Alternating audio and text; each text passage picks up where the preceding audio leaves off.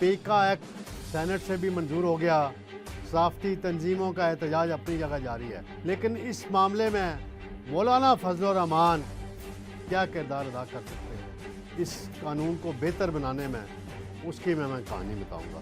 फिर नाजरीन, जो मुज़ाकरात थे वो ख़त्म हो गए, कोई नतीजा नहीं निकला, लेकिन बैरिस्टर गौहर शहबाज शरीफ के स्टाइल में जो काम कर रहे हैं वो मैं आज आपको बताऊंगा कि उन्होंने अडयाला जेल के अंदर दाखिल होते वक्त अखबार नवीसों के कानों में क्या बात की और इस्टेब्लिशमेंट से दोबारा क्या पीटीआई के रास्ते बहाल हुए हैं, इसकी कहानी बताऊंगा। स्पीकर साहब इंतज़ार करते रहे, हालांकि ये वही स्पीकर हैं जिनके बारे में पीटीआई कहती है कि इन्होंने बड़ा अच्छा किरदार अदा किया, लेकिन आज स्पीकर को भी लिफ्ट नहीं कराई पीटीआई ने। सबसे पहले मैं आता हूँ नाज़रीन पीका एक्ट के बारे में। बड़ा शोर है इसका, इसमें कुछ चीज़ें मुतनाज़ा हैं बहुत।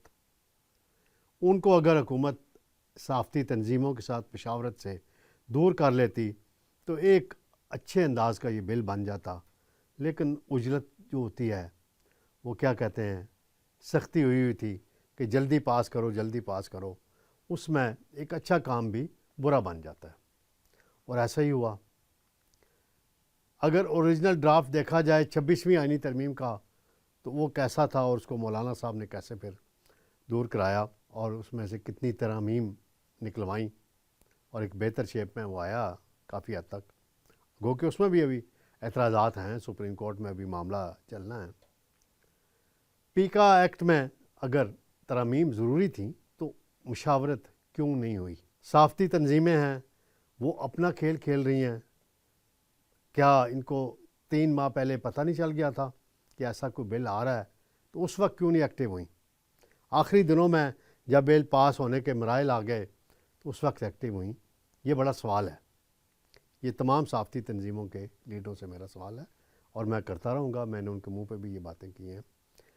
तो बहरहाल आज तो सेनेट से पास हो गया और बड़ी दिलचस्प बात है कि चेयरमैन साहब आजकल तो बैरून मुल्क दौरे पे हैं, वैसे भी उन्होंने ऐलान किया हुआ था कि एजाज चौधरी के प्रोडक्शन आर्डर पे अमल ना होने से उन्हें पर वो एहतजाजन इजलास की सदारत नहीं कर रहे। सैदाल खान नासर साहब हैं जो डिप्टी चेयरमैन हैं, वो सदारत कर रहे थे आज, और उन्होंने एक मौके पे अपोजिशन ने जब एहतजाज किया शिबली फयाज की क़यादत में और उनके डैश के सामने, तो वो डटे रहे, मैं माइक नहीं दूँगा, मैं माइक नहीं दूँगा। बिलाखिर माइक दिया, लेकिन खासा इंतज़ार करा के दिया। अब देखते हैं नाज़रीन पीका एक्ट के हवाले से अदालत क्या करती है। और मैं अभी आपको बताता चलूँ, पीआरए का एक डेलीगेशन उस्मान खान की सदारत में उसने मुलाकात की सेनेटर कामरान मुर्तज़ा के ज़रिए मौलाना फजल रहमान साहब से उनकी रिहाइशगाह पे, और मैं भी उस मुलाकात में मौजूद था। मौलाना साहब से काफ़ी तफसीली बात हुई, उन्हें पूरा ब्रीफ़ किया गया इसका बैकग्राउंड और बिल की जो मुतनाज़ा शिकें हैं वो बताई गई।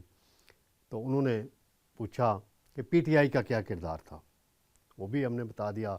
जो फैसल सलीम थे स्टैंडिंग कमेटी इंटीरियर के चेयरमैन सेनेट के, उनका जो मशकूक किरदार था वो भी मौलाना साहब को बता दिया गया। बहरहाल मौलाना साहब ने यकीन दिलाया है कि इस हवाले से वो जहाँ भी उनको बात करनी पड़ी वो करेंगे, और इसमें अगर कोई मुतनाज़ा चीज़ें आई हैं तो दोबारा बिल को लाया जा सकता है। तो उन्होंने मुस्कुराते हुए कहा कि अगर दीनी मदारस का बिल वापस हो सकता है तो ये भी सदर साहब वापस कर सकते हैं, और उसके बाद फिर नेगोशिएशन हो, चीज़ें कोई दरमियान ऐसा रास्ता निकाला जाए। क्योंकि मुझे याद है सोशल मीडिया के सबसे ज़्यादा अगर शिकार हुए हैं, सबसे ज़्यादा बेहूदगी अगर किसी सियासी शख्सियत के हवाले से की गई है तो मौलाना फजल रहमान साहब हैं, और इनके हवाले से किसने की? जो आजकल उनके दर पे हाज़िर होते हैं। पीटीआई करती रही ये सारा काम उनके ख़िलाफ़, और ऐसी ऐसी फजूल उनके ख़िलाफ़ प्रोपगंडे चलाए गए, और उनका लीडर जिस लबो लहजे में, जिस अंदाज़ में उनको मुखातिब करता था, हम उस वक्त भी कहते थे कि ये अंदाज़ किसी सियासतदान का नहीं होना चाहिए। बहरहाल चले, उनको ख्याल आ गया, और अब आज भी डेलीगेशन हमारी मौजूदगी में ही वहाँ पहुँचा पीटीआई का, عمر ایوب کی سربراہی میں اور اسد قیصر کی سربراہی میں اور سلمان اکرم راجہ صاحب. تو مولانا صاحب نے جو باتیں کی ہیں کافی تفصیلی، ہماری 1 گھنٹہ تک ان سے ملاقات ہوئی اور ماضی کے حوالے سے، موجودہ حالات کے حوالے سے، مستقبل کے حوالے سے کافی ڈیٹیل بات ہوئی ہے. میں سب گفتگو بیان نہیں کر سکتا کیونکہ آف دی ریکارڈ کئی باتیں ڈسکس ہوتی ہیں، ان کا اظہار. بہرحال مولانا صاحب کے ہم سب شکر گزار ہیں. اور جے یو آئی وہ واحد سیاسی جماعت ہے اس موجودہ سیناریو میں کہ جو کسی حد تک صحیح اصولی سٹینڈ، اصولی موقف رکھتی ہے. کوئی فیصل سلیم والے سٹائل میں بیک ڈور سے کچھ نہیں کرتی. ناظرین، ایک اور معاملہ ہے. مذاکرات آج حکومتی کمیٹی انتظار کرتی رہی اور نہیں آئی. پی ٹی آئی کی کمیٹی انہوں نے پہلے سے اناؤنسمنٹ کی ہوئی تھی. جو اعجاز الحق ہیں اور خالد مگسی، انہوں نے تجویز دی کہ پارلیمانی کمیٹی بنا دی جائے. تو اسپیکر صاحب نے کہا جی میں نے ان سے رابطہ کیا تھا، وہ نہیں آئے اور ان کا ہم انتظار کر رہے ہیں. کیا انہوں نے جواب بھی نہیں دیا فونوں کا. تو مذاکرات تو پھر یہ ہوا کہ کڑی شرائط ان کی تھی، ادھر سے درمیانی راستہ ہی ہمیشہ نکلتا ہے کوئی نہ کوئی، لیکن پی ٹی آئی نہیں آئی. اب اسپیکر صاحب نے ایک کام کیا ہے، دروازہ کھلا رکھا ہے ابھی تک.